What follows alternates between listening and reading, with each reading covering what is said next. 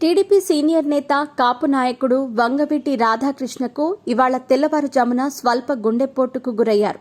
ఉదయం తన ఇంట్లో ఉండగానే ఆయనకు గుండెపోటు వచ్చినట్టు తెలియగానే కుటుంబ సభ్యులు ఆసుపత్రికి తరలించారు. ప్రస్తుతం ఆయన పరిస్థితి నిలకడగానే ఉన్నట్టు తెలుస్తోంది. రాధాకు హార్ట్ స్ట్రోక్ వచ్చినట్టు తెలియటంతో ఆయన అభిమానుల్లో ఆందోళన నెలకొంది. దీంతో ఆయన్ను పరామర్శించేందుకు నగరంలో ఆయన చికిత్స పొందుతున్న ఆసుపత్రికి జనాలు తరలి వెళుతున్నారు. ఇవాళ తెల్లవారుజామున ఛాతీలో నొప్పిగా ఉన్నట్టు వంగవీటి రాధ కుటుంబ సభ్యులకు చెప్పడంతో ముందు జాగ్రత్త చర్యగా ఆయన్ను ఆసుపత్రికి తరలించినట్టు తెలుస్తోంది.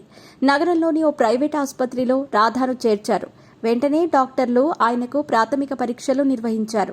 రాధాకు మైల్డ్ హార్ట్ స్ట్రోక్ వచ్చిందని, ఆయనకు ఎలాంటి ప్రమాదం లేదని డాక్టర్లు నిర్ధారించారు.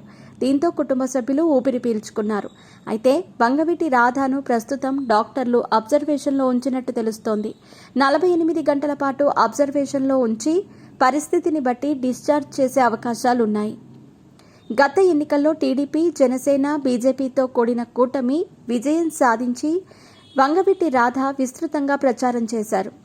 అంతకు ముందే ఆయన పెళ్లి కూడా చేసుకున్నారు. కూటమి సర్కార్ నామినేటెడ్ పదవుల్లోనూ ఆయనకు ప్రాధాన్యం కల్పిస్తుందని భావిస్తున్న తరుణంలో ఇలా జరగటంతో ఆయన అభిమానులు ఆందోళనకు గురయ్యారు.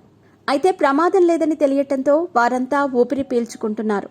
రాధ ఆరోగ్యంపై కూటమితో పాటు అన్ని పార్టీల నేతలు ఆయన కుటుంబ సభ్యులకు ఫోన్లు చేసి వివరాలు తెలుసుకుంటున్నారు.